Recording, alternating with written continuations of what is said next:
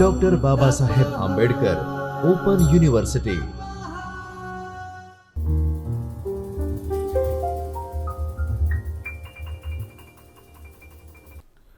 નમસ્કાર વિદ્યાર્થી મિત્રો, ડૉક્ટર બાબા સાહેબ આંબેડકર ઓપન યુનિવર્સિટીના ચૈતન્ય સ્ટુડિયોમાં હું ડૉક્ટર રામ કુબેડા આપ સૌનું હાર્દિક સ્વાગત કરું છું। આજે મિત્રો આપણે MA-GMC paper number 4 social science and understanding India પેપરના યુનિટ નંબર 5 ઇન્ડિયન પોલિટિકલ સિસ્ટમમાં ઇન્ટેલિજન્સ એજન્સીઓ ઉપર વાત કરીશું। તો આપણે પત્રકારત્વના વિદ્યાર્થીઓ તરીકે ઇન્ડિયન ઇન્ટેલિજન્સ એજન્સીઓની માહિતી આપણને શા માટે હોવી જોઈએ તે પ્રશ્ન આપણા મનમાં સ્વાભાવિક ઉદ્ભવતો હોય છે। આપણે સૌ જાણીએ છીએ કે પત્રકારત્વનું જે ફિલ્ડ છે, ક્ષેત્ર છે, એ સમગ્રલક્ષી છે અને તેમાં દરેક પાસાઓનો સમાવેશ થાય છે।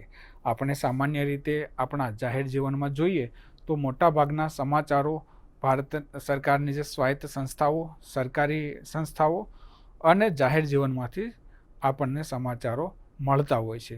તો તેવી જ રીતે આપણને ઇન્ડિયન જે ઇન્ટેલિજન્સ એજન્સીઓ છે તેના દ્વારા પણ ઘણા બધા પ્રકારના સમાચારો મળતા હોય છે। ખાસ કરીને યુદ્ધ, આતંકવાદ અને અન્ય કેટલીક એવી પ્રવૃત્તિઓ છે જેના સંદર્ભમાં છાશવારે આપણને વિવિધ સમાચાર માધ્યમોમાં ન્યૂઝ જોવા મળતા હોય છે। તો આ પણ આપણા માટે સમાચાર મેળવવાના શ્રેષ્ઠ સ્ત્રોતો છે અને તેની આપણને જાણકારી હોવી જરૂરી છે। હવે જ્યારે ઇન્ડિયન ઇન્ટેલિજન્સ એજન્સીઓના સમાચારોની આપણે વાત કરીએ તો તે સમાચારો છે એ ઇન્ડિયન ઇન્ટેલિજન્સ એજન્સીઓ દ્વારા જે ક્ષેત્રમાં કાર્યવાહીઓ કરવામાં આવે છે તે કાર્યવાહીઓ થયા બાદ તેના સમાચારો પ્રકાશિત કરી શકાતા હોય છે। તેના સમાચારો કાર્યવાહી પ્રકાશિત થયા પહેલાં કરી શકાતા નથી, કારણ કે ઘણી બધી એવી ગોપનીય જાણકારીઓ હોય છે જે દેશની સુરક્ષા સાથે સંકળાયેલી હોય છે। તેથી આ પ્રકારના સમાચારો પ્રકાશિત કાર્યવાહી પહેલાં કરી શકાતા નથી હોતા। તો ચાલો મિત્રો આપણે જોઈએ કે ભારતીય જે ઇન્ડિયન ઇન્ટેલિજન્સ એજન્સીઓ છે તેની સ્થાપના ક્યારે થઈ હતી, તેના માળખું શું છે અને તેના કાર્યો અને ઉદ્દેશો શું છે તેની માહિતી મેળવીએ।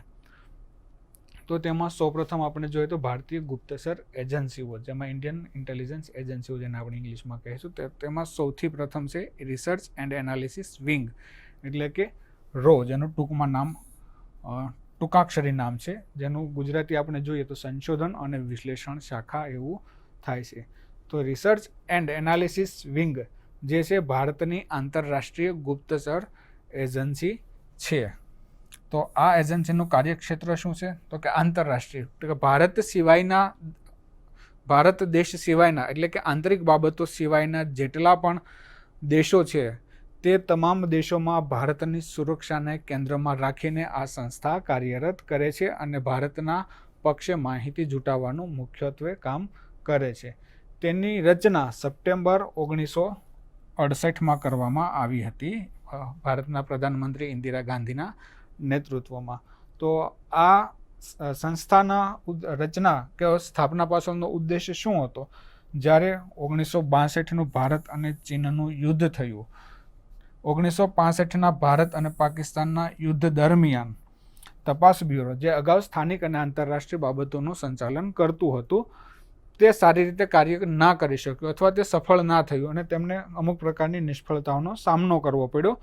ત્યારબાદ એક આ ગુપ્તચર માહિતીઓ કે જો ગોપનીય માહિતીઓ જે દુશ્મન દેશોની શું કહેવાય આપણા વિરુદ્ધની રણનીતિઓ, તેમના શસ્ત્રોની માહિતી, તેના શસ્ત્રોનું સરંજામ કેવા કેવા પ્રકારનું છે અને તે કેવા કેવા પ્રકારની રણનીતિઓ ઘડી રહ્યું છે તે અંગેની માહિતી મેળવવા માટે ખાસ કરીને રોની સ્થાપના કરવામાં આવી હતી।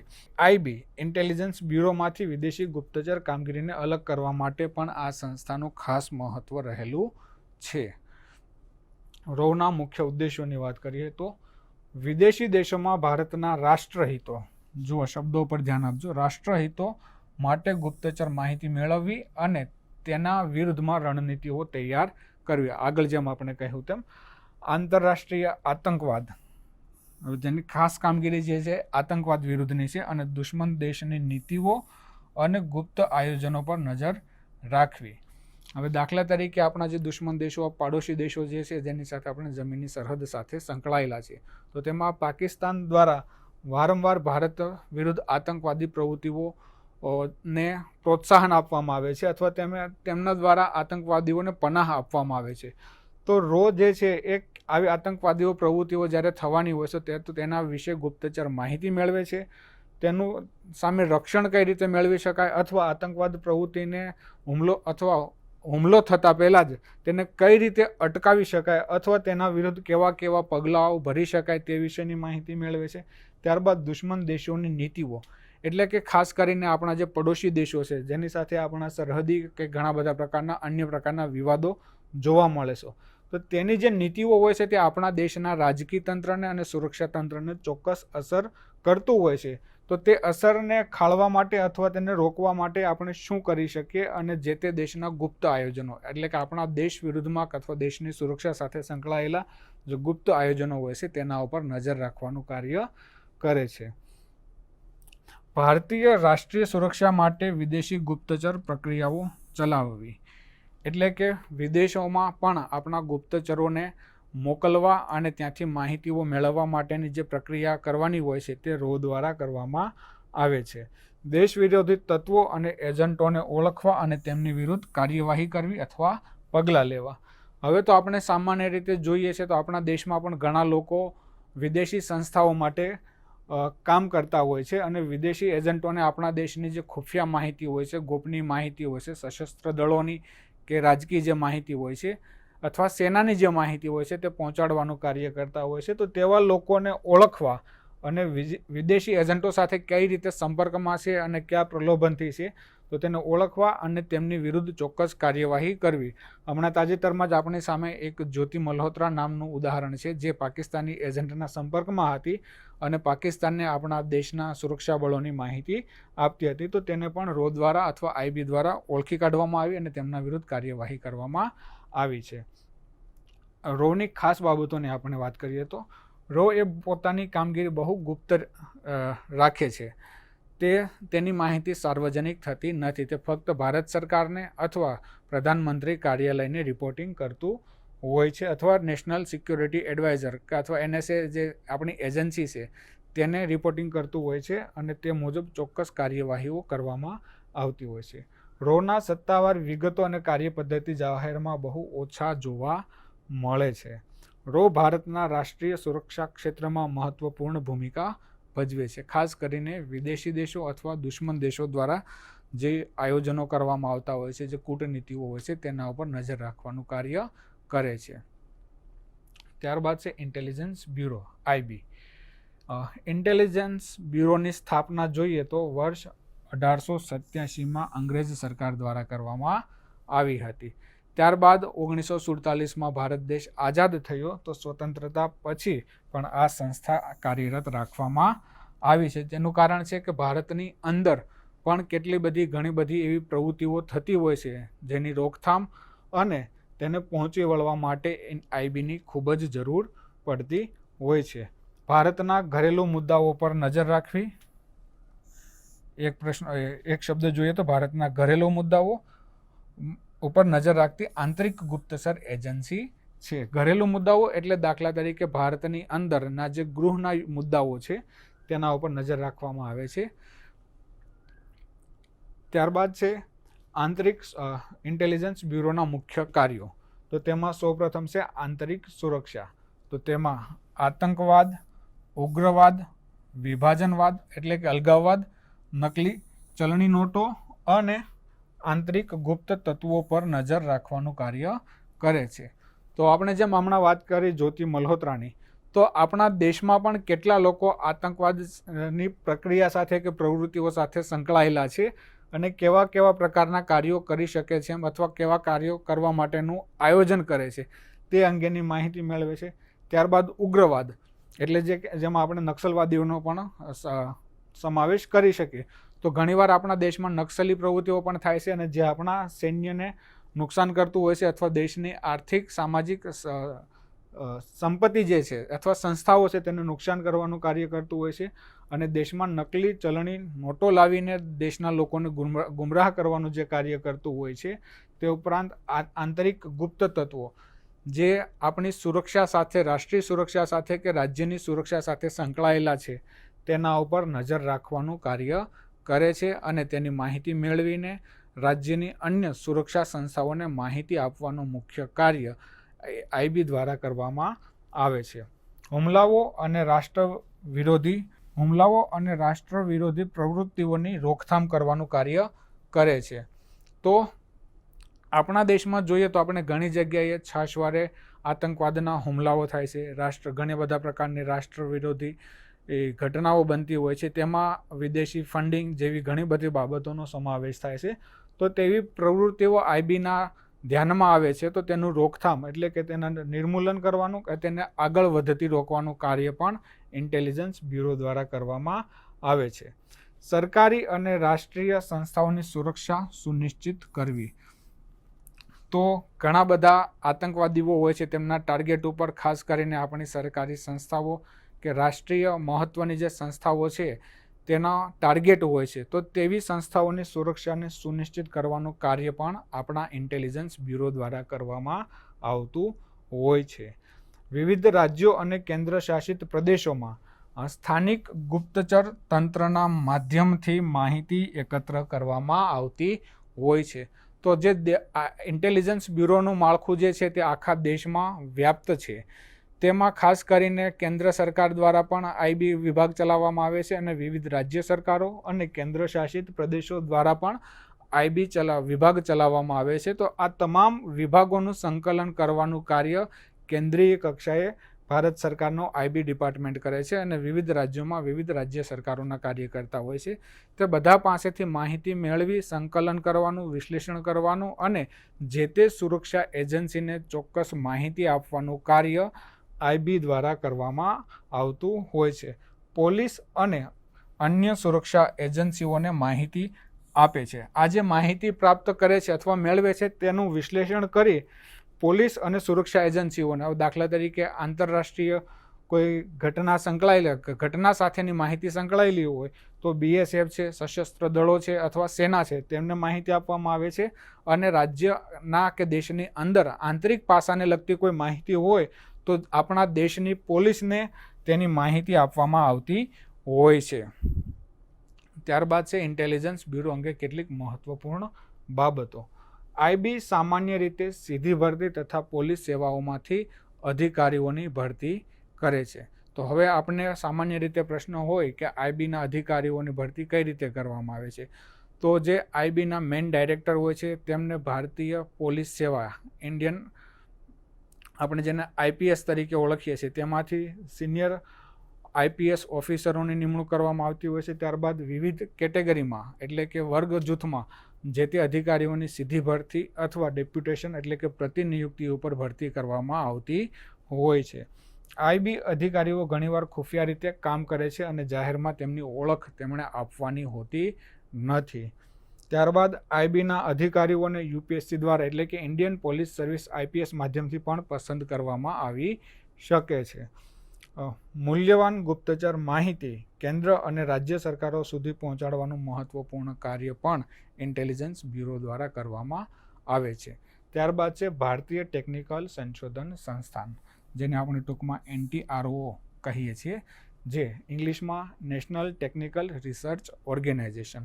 તો આ સંસ્થાની જરૂરિયાત શા માટે છે અને આ સંસ્થાના કાર્યો શું શું હોઈ શકે તેની આપણે વાત કરીએ. રાષ્ટ્રીય ટેકનિકલ સંશોધન સંગઠનની સ્થાપના વર્ષ 2004માં કરવામાં આવી હતી. 2004માં ભારતના નાયબ વડાપ્રધાન શ્રી LK અડવાણી દ્વારા તેની ભલામણો કરવામાં આવી હતી અને ઓક્ટોબર 2004માં તેની સ્થાપના ભારત સરકાર દ્વારા કરવામાં આવી હતી. ભારત સરકાર દ્વારા ટેકનિકલ ગુપ્તચર ક્ષમતાઓ વધારવા માટે આ સંસ્થાની ખાસ રચના કરવામાં આવી હતી. એજન્સી રાષ્ટ્રીય સુરક્ષા સલાહકાર અને વડાપ્રધાન કાર્યાલયને પોતાનો અહેવાલ આપતી હોય છે અને તેના આધારે જે તે સંગઠનો સાથે સંકલન સાધીને વિવિધ પ્રકારની પ્રવૃત્તિઓ અથવા તેને રોકથામ માટેના કાર્યવાહી કરવામાં આવતી હોય છે. આ એજન્સી બહુવિધ શાખાઓમાં નિષ્ણાંત છે, જેમાં remote sensing, signal intelligence, data એકત્રીકરણ અને પ્રક્રિયા, સાયબર સુરક્ષા, ભૂ અવકાશી માહિતી એકત્રીકરણ, ક્રિપ્ટોલોજી, વ્યૂહાત્મક હાર્ડવેર અને સોફ્ટવેર વિકાસ અને વ્યૂહાત્મક દેખરેખનો સમાવેશ થાય છે. વ્હિસલ બ્લોઅર એડવર્ડ સ્નોડેન દ્વારા તાજેતરમાં એક વેબસાઇટ પર જાહેર કરાયેલા વર્ગીકૃત દસ્તાવેજોના તાજેતરના હિસ્સામાં જણાવાયું છે કે NTRO એ છેલ્લા 10 વર્ષથી યુનાઇટેડ સ્ટેટ્સના NSA એટલે કે નેશનલ સિક્યોરિટી એજન્સીની આગેવાની હેઠળના 10 સભ્યોના આતંકવાદ વિરોધી platform signal intelligence senior specific SSPACના સૌથી સક્રિય સભ્યોમાંનું એક સભ્ય છે. એટલે કે વિશ્વના ખાસ આગળ પડતા 10 સંસ્થાનોમાંનું એક સંસ્થાન છે.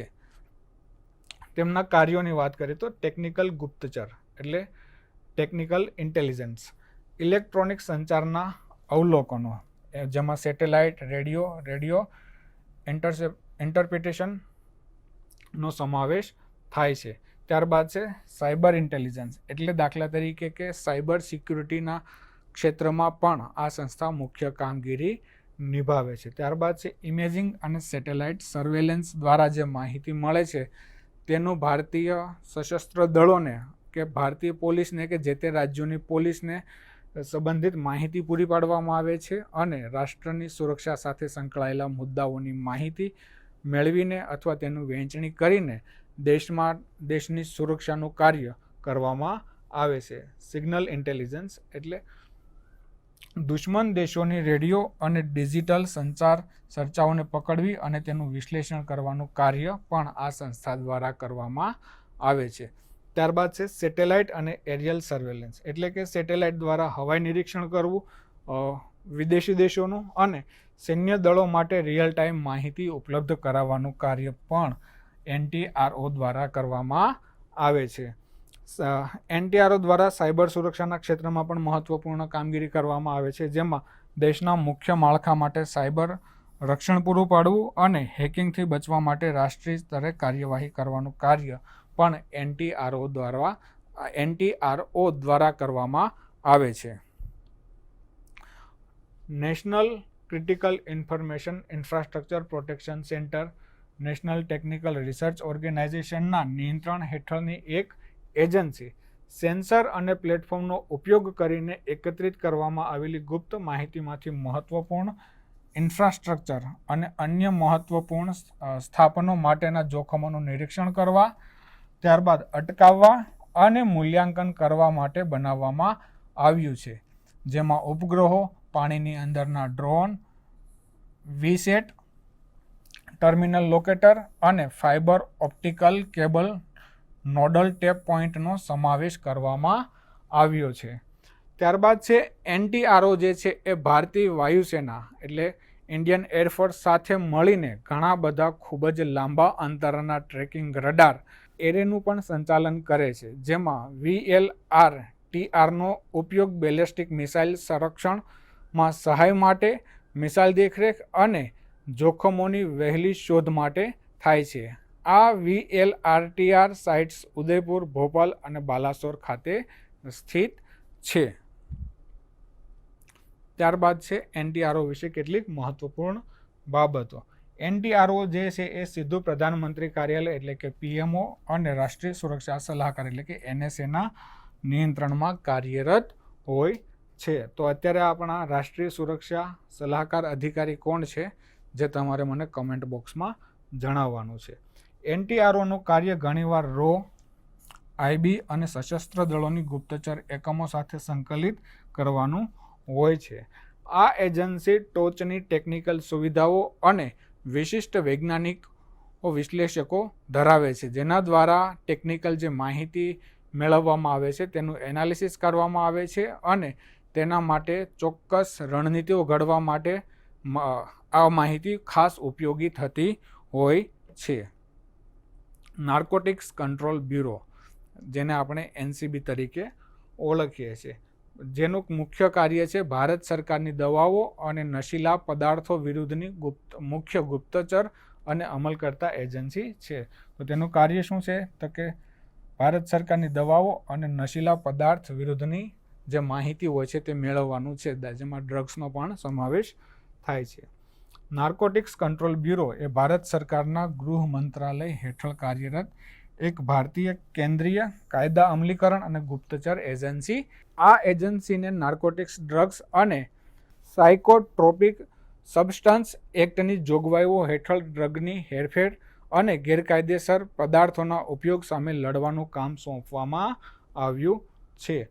વર્ષ 1986માં સ્થપાયેલ તે ભારતની રાજ્ય સરકારો અને અન્ય કેન્દ્રીય વિભાગો સાથે સંકલન, ડ્રગ હેરફેર સંબંધિત ભારતની આંતરરાષ્ટ્રીય જવાબદારીઓના અમલીકરણ અને આંતરરાષ્ટ્રીય વિદેશી ડ્રગ કાયદા અમલીકરણ એજન્સીઓને સહાય કરવા માટે જવાબદાર છે. ભારતના નાર્કોટિક, ડ્રગ્સ અને સાયકોટ્રોપિક પદાર્થો અધિનિયમ 1985 NDPS એક્ટ હેઠળ રચાયેલ આ સંસ્થા કાર્ય કરે છે.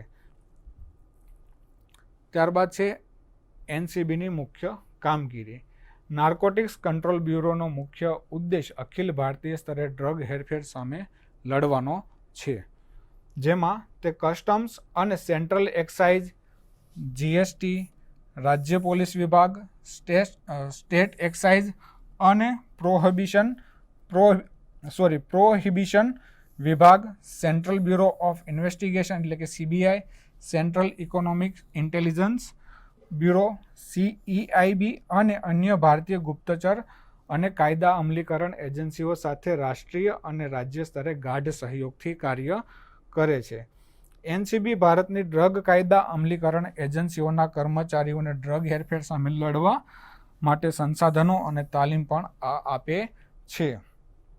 એનસીબી વિદેશી તસ્કરો સાથે દાણચોરીની પ્રવૃત્તિઓ થાય છે તે સ્થળોને શોધવા માટે ભારતની સરહદોનું પણ નિરીક્ષણ કરી શકે છે. ત્યારબાદ નિર્દિષ્ટ અવૈધ નશીલી દવાઓનું નિર્મૂલન કરવાનું કાર્ય પણ એનસીબી દ્વારા કરવામાં આવે છે. ત્યારબાદ ડ્રગ્સના વેચાણ, ટ્રાફિકિંગ અને વપરાશ સામે પણ કાર્યવાહી કરવા માટે એનસીબી જવાબદાર છે. ત્યારબાદ આંતરરાષ્ટ્રીય અને આંતરિક નશીલા પદાર્થોના માળખા સામે ગોપનીય માહિતી એકત્રિત કરવી અને ઓપરેશનો ચલાવવાનું કાર્ય પણ એનસીબી દ્વારા કરવામાં આવતું હોય છે. અન્ય એજન્સીઓ જેમ કે CBI, RO, IB, BSF, police સાથે સંકલન કરવાનું કાર્ય પણ એનસીબી દ્વારા કરવામાં આવતું હોય છે. NDPS કાયદા હેઠળ તપાસ અને ધરપકડ કરવાની કામગીરી પણ એનસીબી દ્વારા કરવામાં આવતી હોય છે. દાખલા તરીકે ડ્રગ્સની હેરાફેરી અથવા નશીલા પદાર્થોનું સેવન કરતા લોકો અથવા હેરાફેરી કરતા લોકો વિરુદ્ધ કાર્યવાહી કરે છે અને તેવા લોકોની ધરપકડ કરવાનું કાર્ય પણ એનસીબી દ્વારા કરવામાં આવતું હોય છે. પ્રશિક્ષણ અને જાગૃતિ કાર્યક્રમોનું આયોજન પણ એનસીબી દ્વારા કરવામાં આવે છે. એનસીબીની કામગીરીમાં શું શું સામેલ હોય છે? તો નાર્કોટિક તસ્કરો અને ગેંગ્સ પર છાપા મારવા, ત્યારબાદ ડ્રગ સપ્લાય ચેઇન તોડવી અથવા નાબૂદ કરવી, ત્યારબાદ બોલિવૂડ સહિતના હાઈ પ્રોફાઇલ કેસોની તપાસ કરવી. આપણે જોઈએ છે તો ઘણા બધા બોલિવૂડના સ્ટાર્સ અથવા એક્ટરો સામાન્ય રીતે ડ્રગ્સનું કે નશીલા પદાર્થોનું સેવન કરતા હોય છે. તો આ પ્રકારની પ્રવૃત્તિને રોકવા માટે જે કેસો હોય છે તે કેસનું સંચાલન કરવાનું કાર્ય પણ એનસીબી દ્વારા કરવામાં આવતું હોય છે. આંતરરાષ્ટ્રીય નેટવર્ક જેમ કે મ્યાનમાર, અફઘાનિસ્તાન, પાકિસ્તાનથી આવતા ડ્રગ્સ સામે ચોક્કસ પ્રકારની કાર્યવાહી કરવા માટે એનસીબી જવાબદાર હોય છે.